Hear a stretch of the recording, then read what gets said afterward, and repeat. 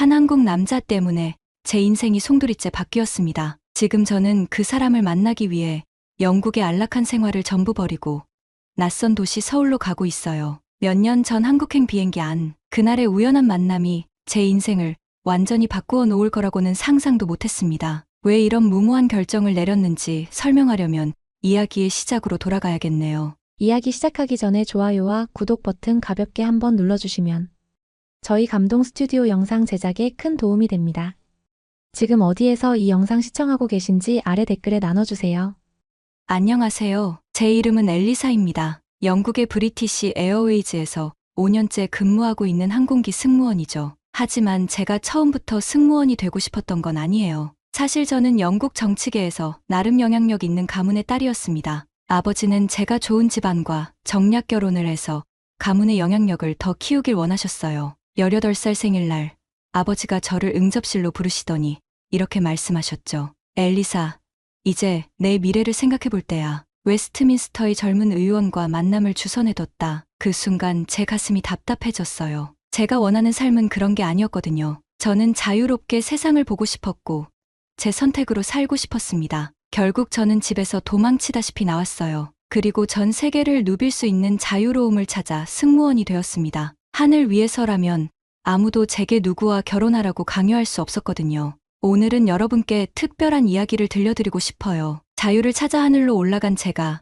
한국이라는 나라와 한 사람을 만나면서 진짜 사랑이 무엇인지 알게 된 이야기 말입니다. 사실 처음엔 한국이 그렇게 좋지 않았어요. 아니, 정확히 말하면 아시아 전체에 대해 거리감을 느끼고 있었습니다. 그건 3년 전 싱가포르행 비행기에서 벌어진 끔찍한 일 때문이었죠. 당시 저는 초보 승무원이었어요. 열심히 일하려고 마음먹고 있던 차에 한 중년 중화권 남성과 심각한 마찰이 생겼습니다. 그분은 처음엔 비즈니스석 승객이 아니면서 비즈니스석 화장실을 사용하겠다고 우겨댔어요. 저희가 정중히 안내해드리자 이번엔 기내에서 자기가 가져온 전자담배를 피우겠다고 하더라고요. 이건 한국산 전자담배야. 냄새도 안 나고 아무 문제 없어. 한 대만 피울게. 저는 안전 규정을 설명하며 정중하게 거절했습니다. 그런데 그분은 갑자기 화를 내며 제 팔을 잡더니 이렇게 소리쳤어요. 당신이 뭔데 나한테 이래? 내가 얼마나 많은 돈을 냈는지 알아? 너 때문에 내 여행이 망가졌어. 다른 승객들이 불안해하기 시작했어요. 그런데 더 심각한 건 그 다음이었습니다. 그분이 갑자기 가슴이 아프다며 쓰러지는 신용을 하더니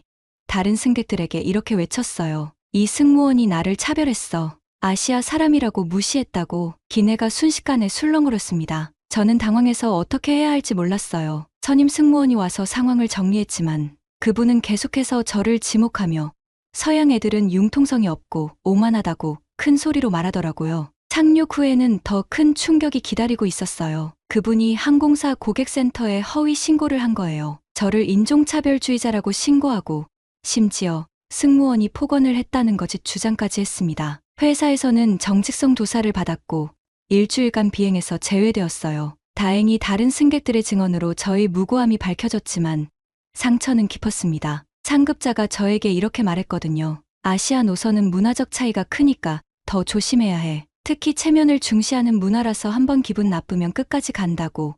그때부터였어요. 아시아인 승객을 만날 때마다 긴장하고 혹시 또 무슨 일이 생기지 않을까 두려워하기 시작한 건요. 특히 한국행 노선은 더욱 꺼려졌습니다. 그런데 운명이란 참 묘한 것 같아요. 2년 만에 한국행 비행 노선 배정을 받았거든요. 스케줄표를 받아든 순간 심장이 철렁 내려앉았어요. 무표정하게 바라보며 한숨을 내쉬었죠. 또 아시아 노선이네.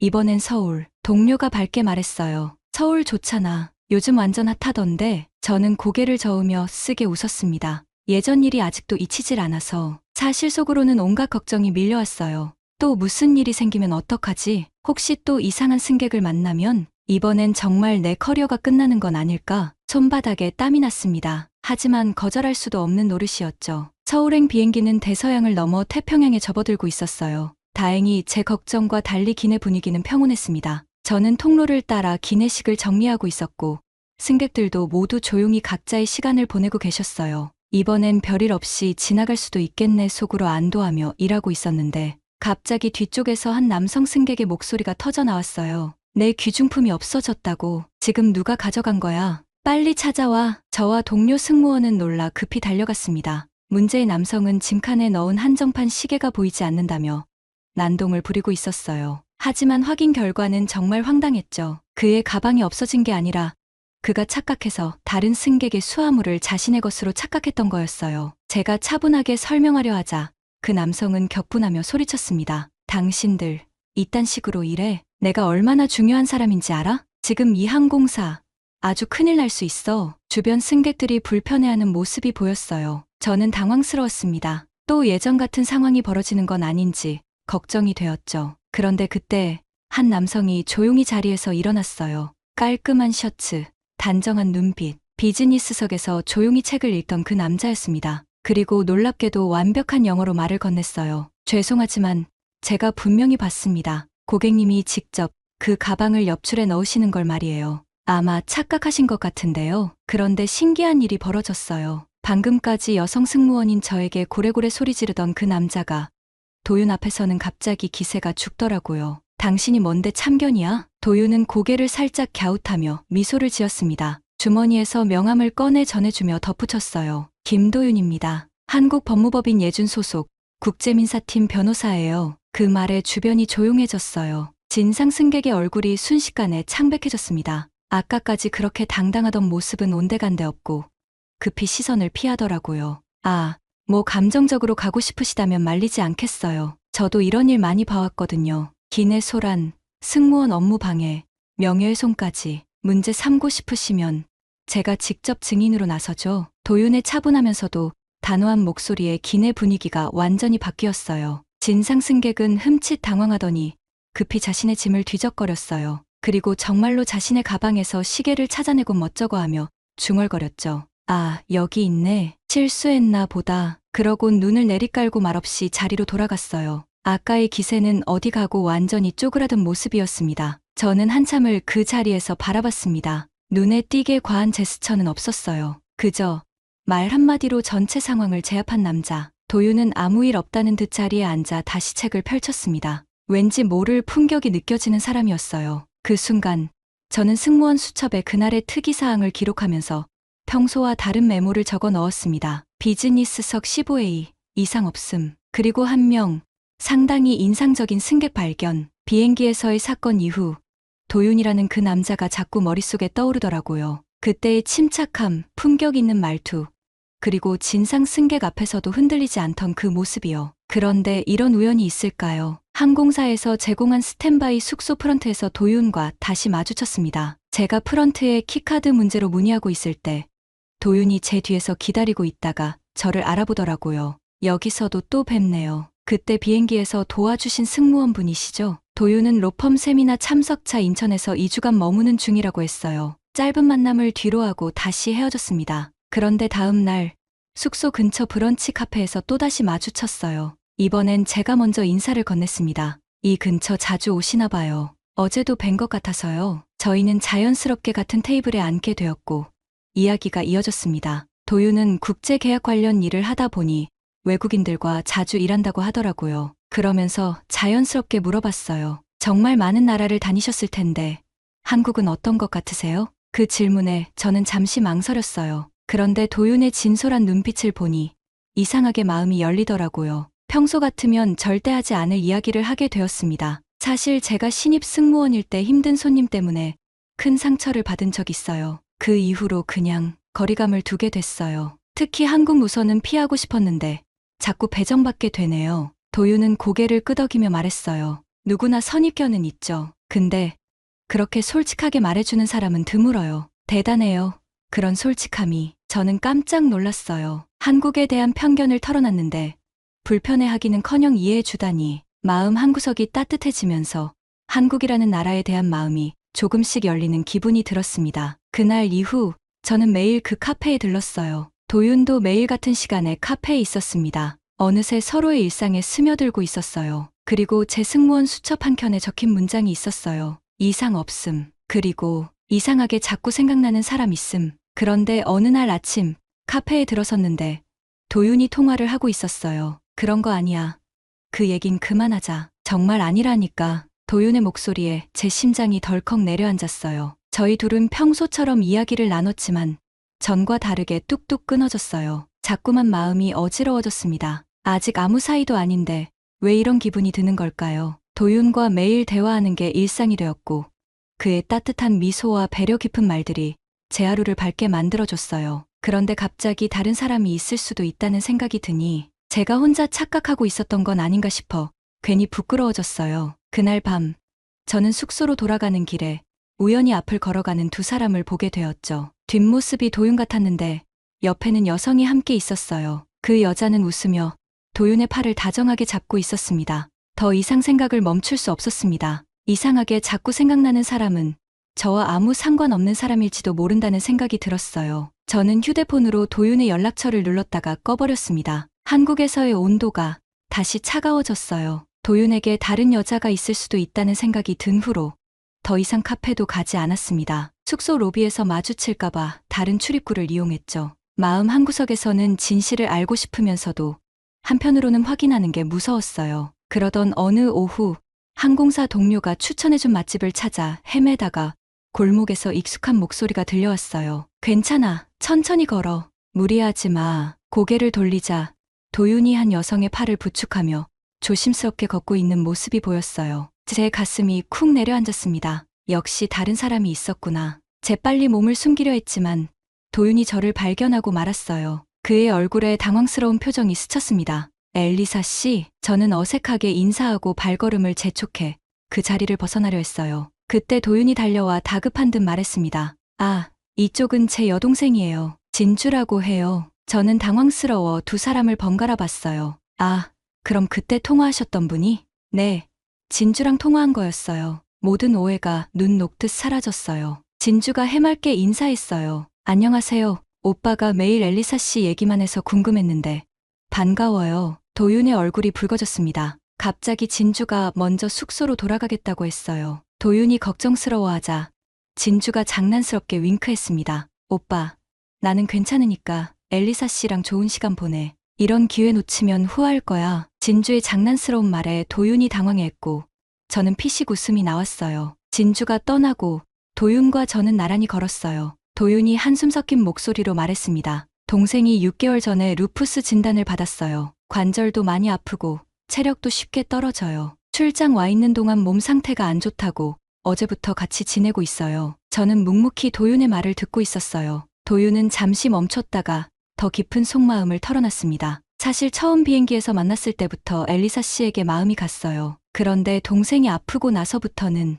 제가 누군가를 만난다는 게 이기적인 것 같았어요. 도윤의 눈빛이 흔들렸어요. 그리고 솔직히 두려웠어요. 만약 당신과 가까워진다면 동생에게 더 많은 시간과 관심을 줘야 하는 상황에서 당신을 실망시킬 수도 있겠다는 생각이 들었어요. 그래서 일부러 거리를 두려고 했던 거예요. 저는 도윤의 진심이 느껴져 마음이 아팠어요. 당신이 저를 피하는 것 같다고 느꼈을 때도 사실은 제가 먼저 마음의 벽을 쌓고 있었던 거였어요. 가족에 대한 책임감과 당신에 대한 마음 사이에서 혼란스러웠거든요. 도윤은 솔직히 고백했어요. 하지만 이제는 알겠어요. 오히려 당신 같은 따뜻한 사람이 있다면 동생에게도 더 좋은 오빠가 될 수 있을 것 같아요. 그제야 제 어깨가 힘없이 풀렸습니다. 짧은 시간이었지만 당신에게 특별한 감정을 느꼈습니다. 영국으로 돌아가도 계속 연락하고 싶어요. 이번엔 솔직하게 제 마음을 숨기지 않고요. 그렇게 이야기하던 도윤이 조심스럽게 제 손을 잡았어요. 따뜻하고 단단한 그의 손에서 전해지는 온기가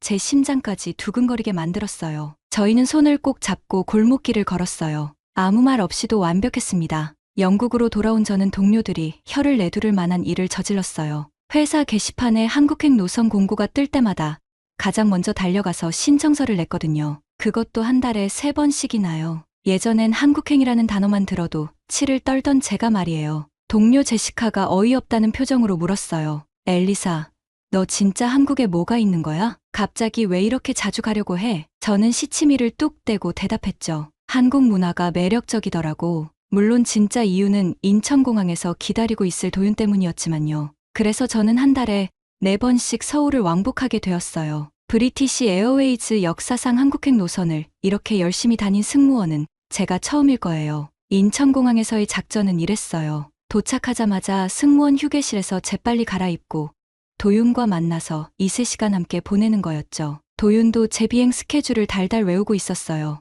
이번엔 언제까지 있을 수 있어요? 3시간 20분 정확히요. 마치 신데렐라가 자정전에 돌아가야 하는 것처럼 저희는 항상 시간에 쫓겼어요. 하지만 그 때문에 더 소중했는지도 모르겠어요. 런던에서는 시차와의 전쟁이었어요. 도윤이 한국 시간 새벽 2시에 일어나서 영상통화를 해주곤 했거든요. 이런 달달한 대화를 6개월간 이어갔어요. 그런데 한 번은 정말 아찔한 일이 있었어요. 제가 갑자기 아프리카 케냐 노선에 투입되면서 일주일간 연락이 끊긴 거예요. 런던에 돌아와서 핸드폰을 켰더니 도윤의 메시지가 쏟아져 있어서요. 급히 전화를 걸었더니 도윤의 목소리가 쉬어 있더라고요. 엘리사 씨, 정말 걱정했어요. 혹시 저희 만남이 부담스러워진 건 아닌가 해서 그때 깨달았어요. 아, 이 사람도 나만큼 불안해하고 있구나. 그리고 6개월이 지난 어느 목요일 아침, 도윤에게서 깜짝 놀랄 연락이 왔어요. 엘리사, 지금 히드로 공항이에요. 네. 뭐라고요? 런던에 와 있어요. 지금요. 한국에서 영국까지 아무 예고 없이 날아온 거예요. 이 남자가 제정신인가 싶었어요. 말도 없이 지구 반 바퀴를 날아오다니요. 히드로 공항에서 만난 도윤은 뭔가 달랐어요. 평소보다 훨씬 긴장해 보였어요. 저희는 말없이 서로를 꽉 안았어요. 6개월간 공항에서만 잠깐씩 만나다가 이렇게 여유 있게 안을 수 있다니 꿈만 같았어요. 저희는 런던 시내를 함께 걸었어요. 제가 자주 가던 펍도 보여주고 어릴 때 놀던 공원도 구경시켜줬어요. 도윤은 모든 게 신기한 듯 연신 고개를 끄덕였어요. 여기서 자랐구나. 엘리사가 왜 이렇게 당당한지 알 것 같아요. 저희는 템즈강으로 산책을 나갔어요. 런던의 11월은 쌀쌀했지만 석양이 강물에 반사되는 모습은 정말 아름다웠어요. 런던 브릿지 근처에서 도윤이 갑자기 걸음을 멈췄어요. 그리고는 정말로 무릎을 꿇더라고요. 주변에 사람들이 있는데도 말이에요. 엘리사, 작은 벨벳 상자를 꺼내면서 말을 이었어요. 지난 6개월간 공항에서만 만나는 게 정말 힘들었어요. 이제 매일 당신과 함께 일어나고 싶어요. 저와 결혼해주세요. 길을 걷던 사람들이 박수를 치기 시작했죠. 저는 눈물이 핑 돌면서도 웃음이 나왔어요. 네, 좋아요. 도윤이 제 귀에 조용히 속삭이더라고요. 이제 당신 부모님께 정식으로 인사드려야겠죠? 아, 맞다. 우리 아버지. 갑자기 머리가 복잡해졌어요. 영국 정치계의 보수적인 아버지가 한국인 사위를 받아들일까? 우리 아버지, 좀 까다로워요. 각오하고 있어요. 도윤의 단호한 표정을 보니 이 남자라면 우리 아버지도 어떻게든 설득할 것 같았어요. 템즈강에 석양이 지면서 문득 생각났어요. 비행기에서 진상 승객을 명함 한 장으로 조용히 만든 도윤이니까 우리 아버지라는 최종 보스도 어떻게든 공략할 수 있지 않을까요? 우리 집 앞에 도착한 도윤이 깊게 숨을 들이쉬었어요. 준비됐어요? 도윤이 넥타이를 바로 잡으며 고개를 끄덕였어요. 네, 가죠. 목소리에는 긴장이 묻어 있었지만 걸음걸이는 단단했어요. 현관문이 열렸어요. 아버지는 평소보다 훨씬 차갑고 딱딱한 표정이셨거든요. 들어와요. 한마디로 끝이었어요. 인사도 악수도 없이 그냥 돌아서서 들어가셨죠. 거실에서 어머니가 기다리고 계셨어요. 평소 따뜻한 분이신데 오늘은 얼음장 같았어요. 앉으세요. 도윤이 소파 끝에 조심스럽게 앉았어요. 등받이에도 기대지 않고 말이에요. 아버지가 건너편에 앉으시더니 바로 시작하셨어요. 엘리사와 결혼을 하고 싶다고 했죠? 네, 그러. 말이 끝나기 전에 아버지가 가로막으셨어요. 엘리사는 여기서 살아야 해요.